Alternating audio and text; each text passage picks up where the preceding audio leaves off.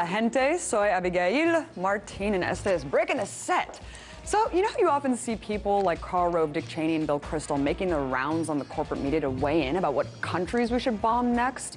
Well, usually these people are getting paid lavish amounts of money to be regular MSM contributors in order to add their faces of pseudo-credibility to the dumbed-down news consumers. But you know, out of all the days I'm sitting in this newsroom working on this show, I have never ever seen Chelsea Clinton's face grace the silver screens of corporate news.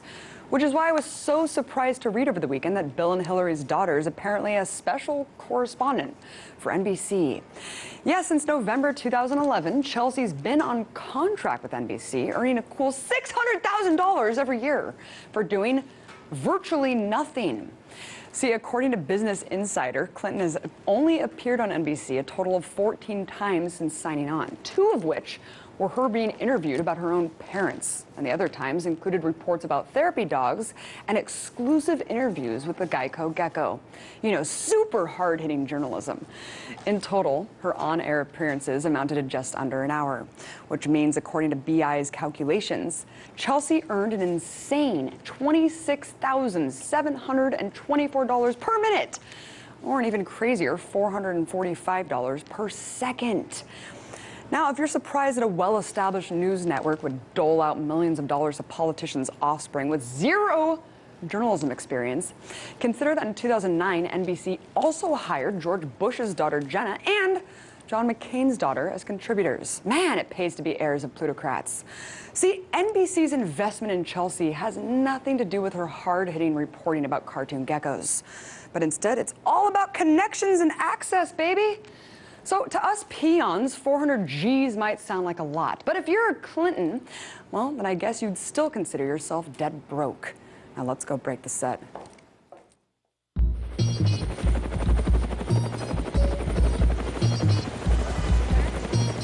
It was a terrible mistake, and we're working very hard to make up for it. And once again, we put something on the air. It's a flat-out lie. Have you ever had sex with Governor Rick Perry? No, wait, do not answer that. I want you to watch what we're about to do because you've never seen anything like this on television.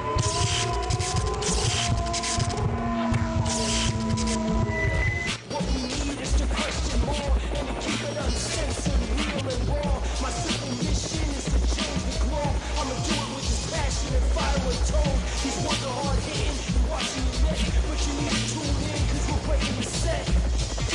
Breaking the set. Well, guys, between protests leading up to the Brazilian World Cup, the USDA executing millions of wild animals, and BP getting its hands on the first commercial drone, it's been hard to keep up. But if you've been watching mainstream news, you probably didn't hear about any of these stories because they've been far more concerned with this. Cantor, the second most powerful Republican in the House, lost his primary race to Tea Party candidate and political newcomer Dave Bratt. If Cantor was reelected, it would be a signal that they could move forward to comprehensive immigration reform. And Eric Cantor's kind of a kinder, gentler Republican. He's not one of those icky, Tea Party types. So they would have been much happier. Republican. How can or should Democrats seize leverage from Cantor's loss? Is there an opening here for them, or is this really what they didn't think was happening, a Tea Party resurgence? I think that Democrats are going to seize this by not doing anything. Spot on analysis there. See, Cantor's loss is exactly the type of political theater Washington pundits love to analyze with inane and repetitive commentary. So what important story is not making mainstream headlines? Well, primarily Afghanistan. You know, the country we're still at war with. See, over the weekend, Afghan citizens took to the polls in the second round of elections to vote for a new president to replace Hamid Karzai, a president that will oversee not only the eventual withdrawal of U.S. troops, but also the resurgence of the Taliban. And while news anchors have been largely silent on the latest runoff elections, you'd think the disaster porn-addicted media would at least pick up on the recent spike in violence there. See, as voters walked to polling places, the Taliban carried out hundreds of attacks across the country, the deadliest of which involved a rocket hitting a home and killing 7 children. 20 civilians and 26 Afghan security forces were killed in total during Saturday's elections, reflecting a pattern of violence that's continued since the attempted assassination of presidential candidate Abdullah only a few weeks ago. And aside from the ongoing violence, widespread fraud has come to characterize the elections, a factor that the Taliban itself has seized upon in a recent statement. They called the elections illegitimate, saying, quote, "The only product of this deceitful process is the continuation of the invasion and paving the way for the presence of invaders in Afghanistan." The statement isn't that far from the truth. After all, how can a country have a legitimate democracy or even elections if it's being occupied? See, even though this will be the first democratic transfer of power in Afghanistan's history, both presidential frontrunners have promised to sign a strategic security pact with the U.S. that will keep nearly 10,000 American troops in the country indefinitely past the 2014 withdrawal date. But what's most ridiculous about this entire thing is that while pundits continue to call foul play over the U.S. only now negotiating with the Taliban, that policy has been in place for the last decade.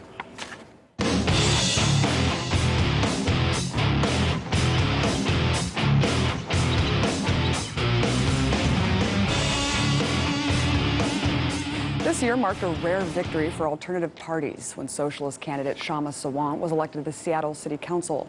And now another socialist, Jess Spears, trying to follow in her footsteps by running for a seat in the Washington State House. She's not just a socialist, she's also a climate scientist, and she's proposing a radically new approach to deal with the climate crisis.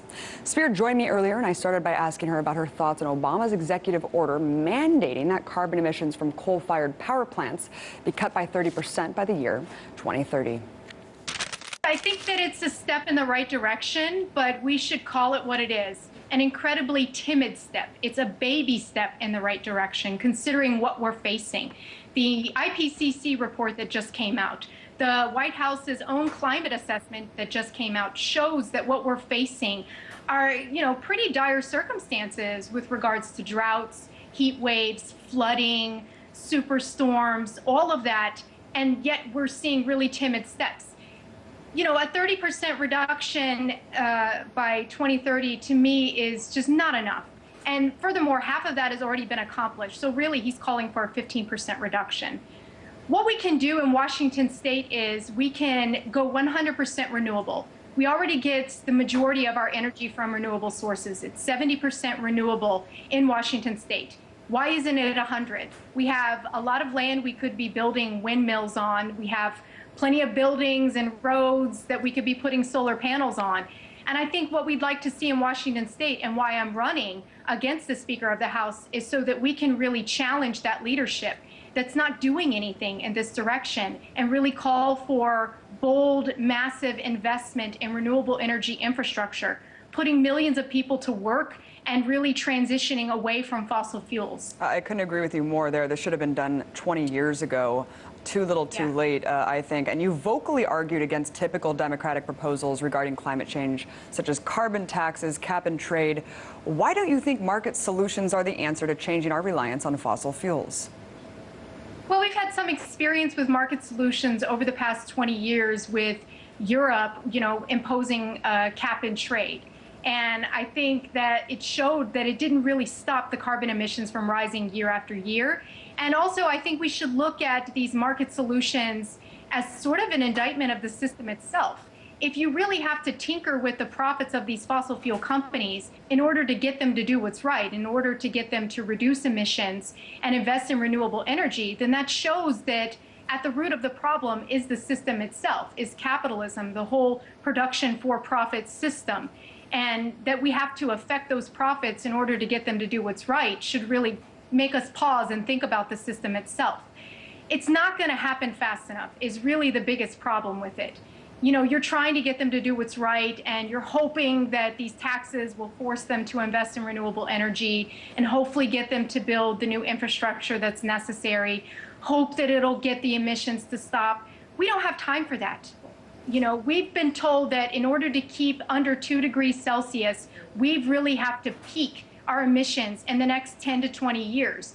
Do we really think carbon taxes and cap and trade are going to force that fossil fuel companies to stop emitting emissions and then also to transition to renewable energy? And I think the answer to that question is a clear no. And unfortunately, when people like Al Gore and other pioneers in the climate front are kind of massively benefiting off these new industries created off the idea of cap and trade, et cetera, I think it turns people away from these solutions that are real, that you're proposing right now. And we need to really offer those alternatives here. Why do you think the entire environmental movement continues to capitulate to the Democratic Party and put their trust in them when it comes to serious issues like Keystone to climate change? I think because there hasn't been any alternative offered. And when you look at the Republicans and the fact that so many of them even deny that climate change is happening, and those that admit it's happening say, well, it's not humans, it's natural, totally denying the science. And they look towards the Democratic Party to at least admit that climate change is happening. The humans are the ones that are major drivers of it. They see, well, this is our only option, so we've got to go with them. So we have to look to build that alternative. And that's another reason why we're running again to elect the second socialist in 2 years, to show people that it's possible to elect an independent alternative to the Democratic Party, one that calls for bold leadership. I just got done with meeting with a divestment club at University of Washington, and they've been working to get their university to divest from fossil fuels. And they've endorsed my campaign. These young environmentalists are very excited about really supporting an independent candidate that is calling for bold solutions. They recognize that cap and trade and carbon taxes and the timid steps the Democratic Party goes in does not really match up with the urgent need to shift away from fossil fuels. But again, it's the lack of an alternative that keeps them tied to the Democratic Party. And it's up to us on the left, everybody that knows that market solutions aren't viable, that they're really not going to work with what we're facing, to really build that alternative. And that's why we call for a mass working party, a mass political party for working people that represent the 99%, that doesn't take any corporate money, that only represents working people, students, the elderly. Just really quick question.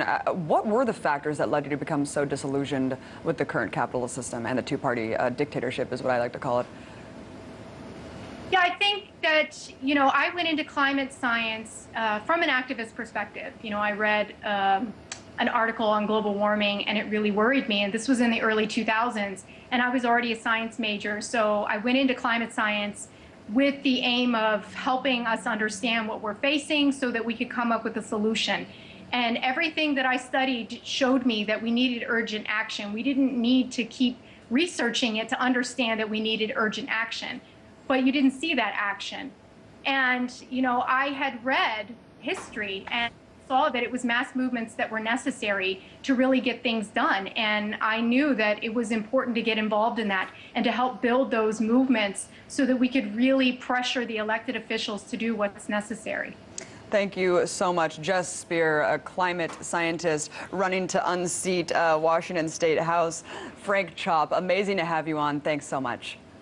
Thank you, Abby.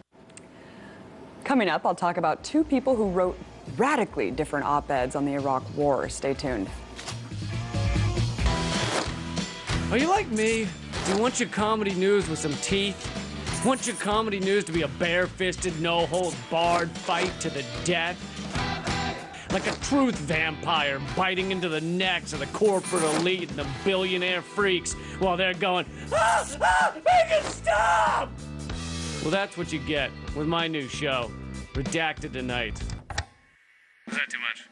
I think that's too much. What are your thoughts on what's been going on in Washington? Well, it's a mess, Larry. I mean, the whole country is being scoffed at and laughed at. Enough is enough.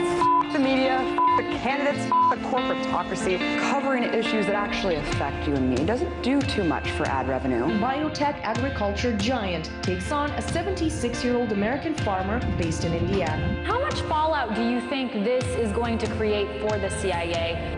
Do you think this is what's triggering the crisis? America's the largest economy in the world. It's also the largest debtor nation in the history of the world. Breaking the Set is mostly about alternatives to the status quo, but one that gave real alternatives a voice. One minute they were working toward the American dream, the next they were just trying to survive the night. It's time for Americans and lawmakers in Washington to wake up and start talking about the real causes of poverty in America.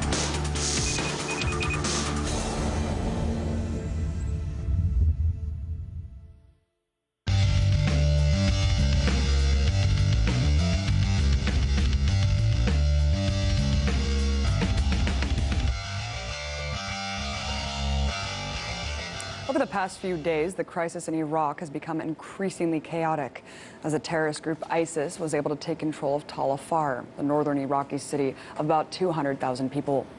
The capture of the town comes on the heels of ISIS releasing a series of disturbing photos showing an unconfirmed number of Iraq's security forces being murdered by insurgents in a mass execution-style killing. ISIS already claims to have killed 1,700 soldiers in the city of Tikrit, although that claim couldn't be independently verified. So as the casualties mount and city after city falls to this extremist group, two people intimately involved with the Western occupation of the country spoke out over the weekend, giving drastically different accounts about the legitimacy of the occupation. First up, former intelligence analyst in Iraq and source of the WikiLeaks war logs, Chelsea Manning. On Sunday, Manning released a New York Times op-ed entitled "The Fog Machine of War," in which she lays out all the ways that the military's control of the American media led to vastly different public portrayals of Iraq than the reality on the ground. Now, if you look at the corporate press's coverage of Manning's op-ed, nearly all of it focused on Manning, quote, breaking her silence, except for the fact that this is hardly the first time she's spoken out from prison.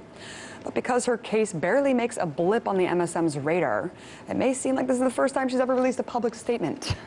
And much like Edward Snowden, the content of her op-ed received very little coverage, and it's not much of a surprise concerning her damning indictment of coziness between mainstream journalists and the military. See, Manning starts by writing, quote, "I believe that the current limits on press freedom and excessive government secrecy make it impossible for Americans to grasp fully what's happening in the wars we finance." She goes on to point out how nearly all of the American news coming out of Iraq in 2010 focused on how the election signaled a new era of stability and peace in the country. Except as an intelligence analyst, Manning saw firsthand classified reports outlining Prime Minister Nouri al-Malaki's crackdown against political dissidents, including torture and murder under his elected government. But these types of stories weren't being reported largely because of the military's embedded reporter system, in which journalists are carefully vetted for the opportunity to write stories while under military protection. Manning notes that, quote, "This system is far from unbiased. Unsurprisingly, reporters who have established relationships with the military are more likely to be granted access. Less well known is that journalists whom military contractors rate as likely to produce, quote, favorable coverage based on their past reporting also get preference." She further writes that while stationed in Iraq, she never saw more than 12 journalists embedded with the military at a time, an unbelievably minuscule amount considering that there were over 117,000 American troops stationed there. But while Chelsea's words carry added significance considering that she was on the ground experiencing the horrors of war firsthand, another person who weighed in can't say the same. See, former UK Prime Minister and co-architect of the 2003 Iraq invasion, Tony Blair, released his own eyebrow-raising account of why Iraq finds itself in the state it does today in a blog post on his own website. And to no surprise, according to Blair, it has everything to do with the Syrian civil war that the West let spiral out of control, and nothing to do with the US-UK invasion of the country. According to Blair, quote, "We have to liberate ourselves from the notion that we caused this. We haven't. So rather than continuing to rerun the debate over Iraq from over 11 years ago, realize that whatever we had done or not done, we would be facing a big challenge today." Blair then goes on to resurrect his shattered legacy by laughably attempting to reimagine a world in which Saddam Hussein was permitted to continue ruling Iraq. He envisions how the Arab Spring would have led to mass chaos in the country. Essentially, his argument is that, hey, Iraq was destined for anarchy no matter what. So just ignore the deaths of over 1 million Iraqis, 4,500 U.S. soldiers, and 179 UK soldiers. And while you're at it, pay no attention to the 2002 Downing Street memo, a UK government document specifically stating that intelligence was being cherry-picked to support removing Saddam through military intervention. Because, hey, that was over a decade ago. And since none of that has anything to do with why Iraq's a failed state today, we can't be rehashing these old battles to build a case for sending Blair to The Hague. See, these two op-eds are a microcosm of how far out of whack our system of justice has become. As author Derek O'Keefe tweeted, Tony Blair and Chelsea Manning both have op-eds this weekend related to the Iraq War. The wrong person had to write theirs from prison. And if we keep letting the same people who helped create Iraq's nightmare dictate current Western foreign policy, we're destined to send the wrong people to prison again and again.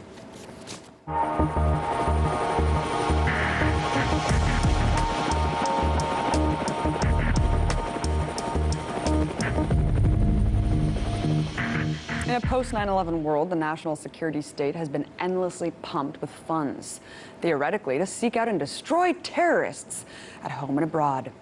But in a country where people are more likely to be killed by bee stings and falling furniture, it's hard to justify such an insane amount of money year after year. We often hear news reports about terror plots that have been foiled or thwarted by law enforcement.